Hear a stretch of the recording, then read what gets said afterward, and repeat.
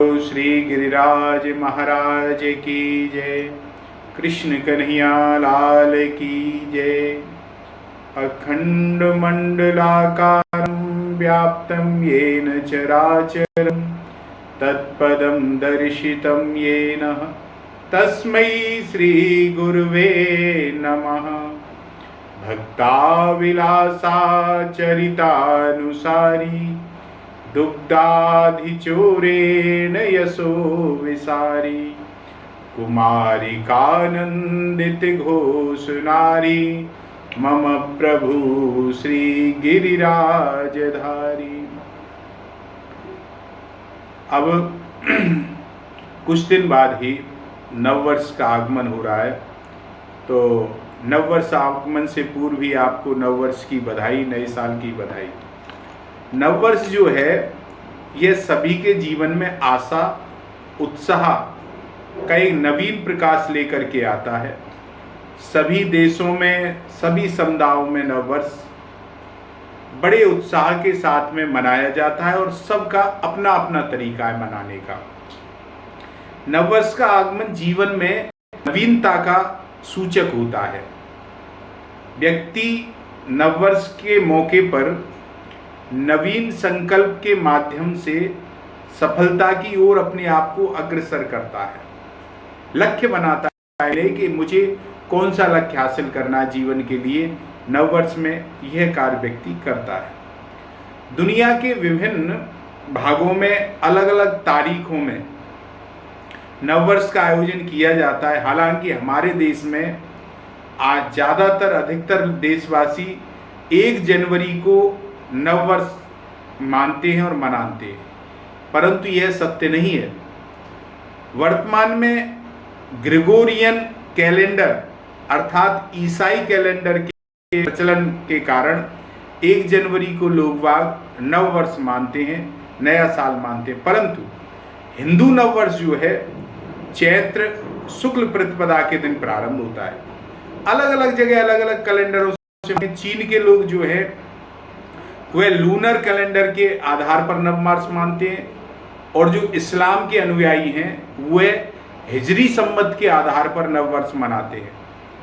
और भारतवर्ष में सदियों से हिंदू समुदाय द्वारा विक्रम संवत के आधार पर, जो विक्रम कैलेंडर है उसके आधार पर चैत्र माह की शुक्ल प्रतिपदा के दिन को नववर्ष के रूप में मनाया जाता है।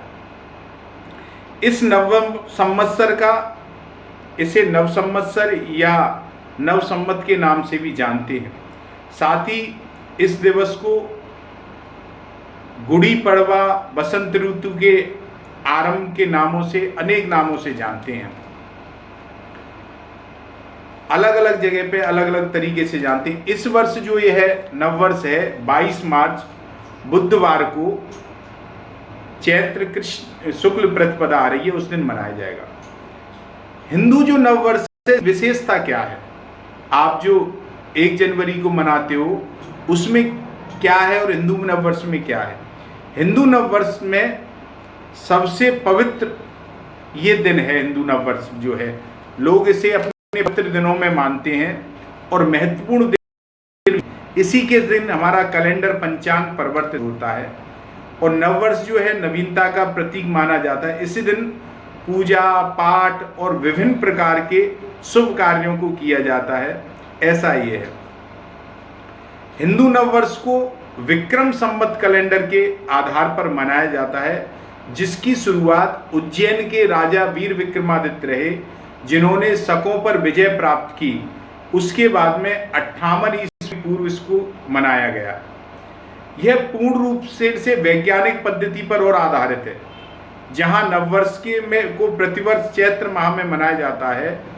चैत्र जो का माह है इसमें प्रकृति में चारों ओर उत्साह एवं सौंदर्य प्रदर्शित होता है चारों तरफ, एवं बसंत ऋतु का आगमन जो होता है हिंदू नववर्ष के आधार पर पूर्ण प्रकृति ही नए साल का स्वागत करने के लिए अपने आप को सजाती संवारती है। आध्यात्मिक दृष्टि से भी हिंदू नववर्ष को अत्यंत पवित्र दिवस के रूप में माना जाता है। और जो अंग्रेजी नववर्ष है जिसे आप मनाते हैं, 1 जनवरी को वहाँ नया कुछ नहीं है। 1 जनवरी के समय पर जो शरद ऋतु का जो आप परिधान पहनते हैं वही परिधान धारण करते हैं, भोजन जिस तरीके का लेते हैं वही उसी तरीके का भोजन लेते हैं, कोई परिवर्तन नहीं आता है। यहाँ जो चैत्र मास का ऐसे पूरी प्रकृति खिल उठती है, इसलिए ये वैज्ञानिक पद्धति पर आधारित है। अगर हम इतिहास की दृष्टि से इसको देखें हिंदू नववर्ष को, तो विक्रम संवत कैलेंडर के आधार पर मनाया जाता है। राजा विक्रमादित्य ने के द्वारा शकों पर विजय प्राप्त करने के बाद में उनका जो राज्याभिषेक हुआ इसी दिन हुआ था 58 ईस्वी पूर्व में। दूसरा, पहले अलग अलग जगह पे अलग अलग तिथियों में नव संवत्सर मनाया जाता था, किंतु एक विक्रमादित्य ऐसे रहे नववर्ष को, उन्होंने सबको एक करके, तभी इसका नाम संवत है।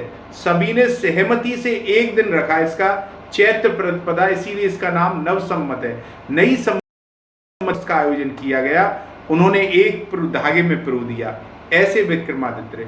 अच्छा, इसका पौराणिक अगर हम आधार देखें तो माना जाता है कि इस दिन भगवान श्री राम का भी राज्याभिषेक हुआ था। दूसरी स्थिति देखें तो भगवान श्री राम ने बाली का वध भी इसी चैत्र प्रतिपदा को दिया था। और एक पौराणिक स्थिति मिलती है हमको, धर्मराज युधिष्ठिर का भी राज्याभिषेक इसी दिन चैत्र प्रतिपदा को हुआ। और तो और हम हिंदू समाज में जो परम पवित्र माना जाता है, शक्ति अर्जित करने के लिए शक्ति स्वरूपा माँ दुर्गा की पूजा होती है, वह भी इसी दिन से प्रारंभ होती है। इसलिए नवरात्रे जो होते हैं प्रारंभ, प्रथम नवरात्रा चैत्र प्रतिपदा का माना जाता है। तो इसलिए ये पौराणिक आधार पर भी बड़ा समृद्ध है, ऐतिहासिक आधार पर भी बड़ा समृद्ध है महाराज। अच्छा, आध्यात्मिक दृष्टि से इसका विचार करें तो भारतीय आध्यात्म में नवीनता और बदलाव को जीवन का महत्वपूर्ण भाग माना गया है। ऐसे में नववर्ष को जीवन में नवीन शुरुआत के लिए आरंभ के रूप में मनाया जाता है, ये आध्यात्म है। और प्रकृति का तो पूर्ण रूप से इसको समर्थन है। प्रकृति मानती ही चैत्र प्रतिपदा को नववर्ष है। अन्य जो कैलेंडरों से माने जाते हैं प्रकृति के हिसाब से वे उचित नहीं। हिंदू नववर्ष को हमारे देश में वसंत ऋतु के आगमन के प्रकृति के रूप में माना जाता है। ऐसे में प्रकृति के चारों ओर हरियाली छाई रहती है। शरद ऋतु के पतझड़ के बाद में वृक्षों पर नई नई बोलें जीवन को नवीनता के सौंदर्य में डुबो देती हैं।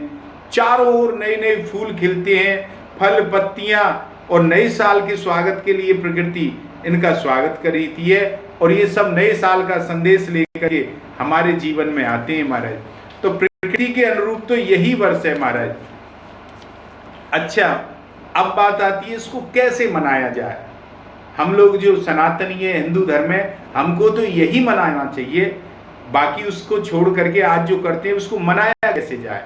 तो उसको मनाने के लिए जो मेरा आपको सुझाव है, इस अवसर पर आप जीवन में सफलता के हेतु नए संकल्प करें कि मुझे अपने जीवन में सफलता के लिए इस वर्ष में क्या करना है। उससे पूर्व में नया संकल्प लें, उसकी कार्य योजना तैयार करें और फिर वर्ष में उस पर कार्य करके उस लक्ष्य को प्राप्त करें। यह कार्य करें और इस अवसर पर घरों में पूजा करें, पाठ करें, अन्य धार्मिक अनुष्ठान इस अवसर पर करे जाएं, अन्य अन्य शुभ कार्य किए जाएं। अपने रिश्तेदारों को, परिचितों को नववर्ष की, नए साल की शुभकामनाओं का आदान प्रदान करें। सांस्कृतिक एवं धार्मिक कार्यक्रमों का आयोजन करें और इस दिवस पर आप चाहें तो समाज के हित के लिए, समाज की सेवा के लिए चिकित्सा शिविर लगा सकते, रक्तदान शिविर लगा करके, गौ सेवा कर करके और अन्य निसहाय लोगों की सेवा कर करके पुण्य अर्जित कर सकते हैं। और इस अवसर पर अपने जीवन को बेहतर बनाने के लिए एवं समाज में योगदान देने के लिए अपनी पुरानी जो खराब आदतें उनको छोड़ करके नई आदतों को भी अपना सकते हैं। ऐसा आप कर सकते हैं। यहाँ पर ब्रजभूमि में है तो मैया यशोदा भी कन्हैया को नववर्ष के बारे में बताती है। मेरो कुंवर लाडले सम्मत सर है आज, सखा बुलाओ खेलो आंगन में, लेके अपनों साज। झीने पटबा का भागो छापे को, कल है शीस धराऊं, मोर चंद्र का कानन कुंडल, फूलन हार सजाऊं। सज धज लाल अथाई जइये, बैठो ब्रजपति गोद, मिस्री नीम नए पल्लव दल, बांटो ग्वालन मोद। नए साल के दिन मिस्री और जो नीम की पत्ती होती है कोमल कोमल, उनको ठाकुर जी को भोग धराया जाए और वही बांटी जाए। ये आरोग्य का प्रतीक है। जो चैत्र मास में नीम की गिद्दी जो खावे तो वाकई काजे बीमारी वर्ष तक वाकु छुए नहीं है, ऐसो मानो गए हो। तो यह हिसाब से ये महाराज व्यंजन कीने भांति भांति के, खाटे और रसाल, सुख सांवरे अचवन कर बीरी, लीजे मदन गोपाल।